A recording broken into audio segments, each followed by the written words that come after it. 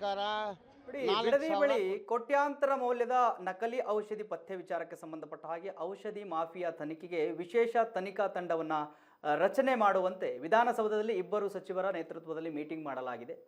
ಹಿಂದೆ ಎಸ್ಐಟಿ ರಚನೆ ಬಗ್ಗೆ ಆದೇಶ ಹೊರಬೀಳುವ ಸಾಧ್ಯತೆ ಕೂಡ ಇದೆ. ಎಸ್ಐಟಿ ಬಗ್ಗೆ ಸಚಿವರಾದ ಯುಟಿ ಖಾದರ್, ಪ್ರಿಯಾಂಕ್ ಖರ್ಗೆ ಚರ್ಚೆ ಮಾಡಿದ್ದಾರೆ.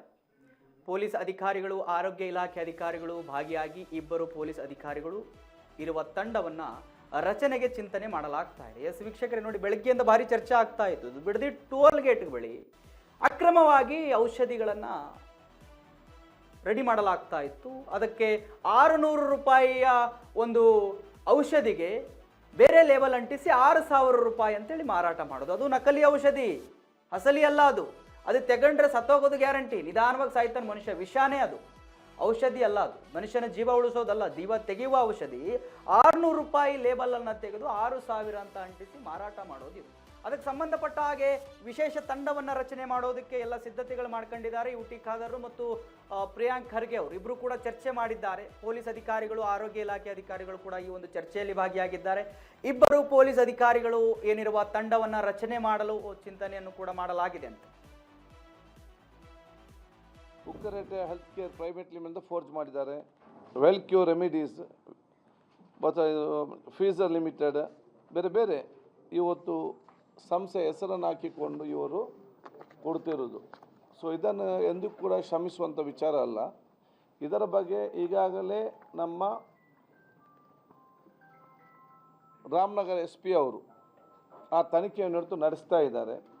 ನಮ್ಮ ಡ್ರಗ್ ಡಿಪಾರ್ಟ್ಮೆಂಟ್ ಮತ್ತು ಪೊಲೀಸ್ ಇಲಾಖೆ ಜಂಟಿಯಾಗಿ ಈ ತನಿಖೆಯನ್ನು ನಡೆಸಿಕೊಂಡು ಇದು ರಾಷ್ಟ್ರ ಮಟ್ಟದಾದ ಕಾರಣ ಈ ಮಾಹಿತಿಯನ್ನು ನಾವು ಇವತ್ತು ಕೇಂದ್ರಕ್ಕೆ ಮತ್ತು ಹಿಮಾಚಲ್ಗೆ ಮತ್ತು ತೆಲಂಗಾಣಕ್ಕೆ ಕೂಡ ನಾವು ಇವತ್ತು ಕೊಡಲಿಕ್ಕಿದ್ದೇವೆ.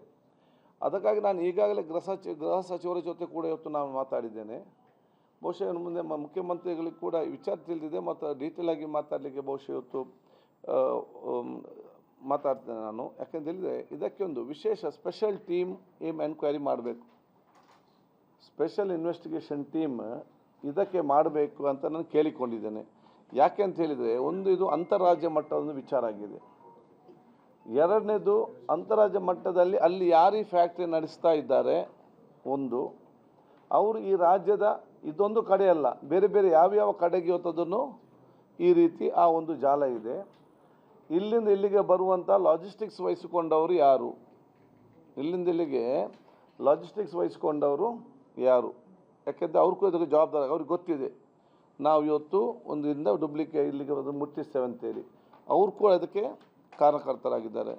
ಇಲ್ಲಿಗೆ ಬಂದು ಮುಟ್ಟಿದ ನಂತರ ಇಲ್ಲಿ ಇವರ ಮಧ್ಯೆ ಮತ್ತು ಈ ಆಸ್ಪತ್ರೆಗಳ ಮತ್ತು ಈ ಫಾರ್ಮಸಿಟಿಗಳ ಮಧ್ಯೆ ಇರುವಂಥ ದಲಾಲಿಗಳು ಮತ್ತು ಏಜೆಂಟು ಯಾರು, ಇಲ್ಲಿ ಬಂದು ತೆಕ್ಕೊಂಡು ಹೋಗುವಂಥ ಲಾರಿಗಳು ಮತ್ತು ವಾಹನಗಳು ಯಾವುದು, ಮತ್ತು ಯಾವೆಲ್ಲ ಆಸ್ಪತ್ರೆಗಳಲ್ಲಿ ಯಾವೆಲ್ಲ ಪ್ರೈಮರಿಗೆ ನಮ್ಮ ಫಾರ್ಮಸಿಗೆ ಇವರು ಸಪ್ಲೈ ಮಾಡಿದ್ದಾರೆ, ಅಲ್ಲಿಯ ಮಾಲೀಕರು ಯಾರು, ಇದರ ಮಧ್ಯೆ ಇರುವ ಏಜೆಂಟ್ಗಳು ಯಾರು, ಮತ್ತು ಯಾವ ಯಾವ ICU ಅಲ್ಲಿ ಈ ಮದ್ದನ್ನು ಉಪಯೋಗ ಮಾಡಿದ್ದಾರೆ, ಆ ICU ಅಲ್ಲಿ ಕಳೆದ 2 ವರ್ಷದಲ್ಲಿ ಚಿಕಿತ್ಸೆ ಪಡ್ಕೊಂಡವರು ಯಾರು, ಆದರೆ ಎಷ್ಟು ಜನ ಬದುಕಿದ್ದಾರೆ ಅಥವಾ ಏನಾಗಿದೆ, ಇದಕ್ಕೆ ಸಂಪೂರ್ಣವಾದ ಡೀಟೇಲ್ ಆದ ಎನ್ಕ್ವೈರಿ ಅದಕ್ಕೆ ಬೇಕಾದ ಕಾರಣ ಇದಕ್ಕೆ ನಾನು ಬಹುಶಃ ಗೃಹ ಸಚಿವರ ಜೊತೆ ಚರ್ಚೆ ಮಾಡಿಕೊಂಡು ಸ್ಪೆಷಲ್ ಒಂದು ಇದಕ್ಕೆ ಇನ್ವೆಸ್ಟಿಂಗ್ ಟೀಮೇ ಇವತ್ತು ಮಾಡಬೇಕು. ನಮ್ಮ ಪೊಲೀಸ್ ಟೀಮ್ ಮತ್ತು ಡ್ರಗ್ ಡಿಪಾರ್ಟ್ಮೆಂಟ್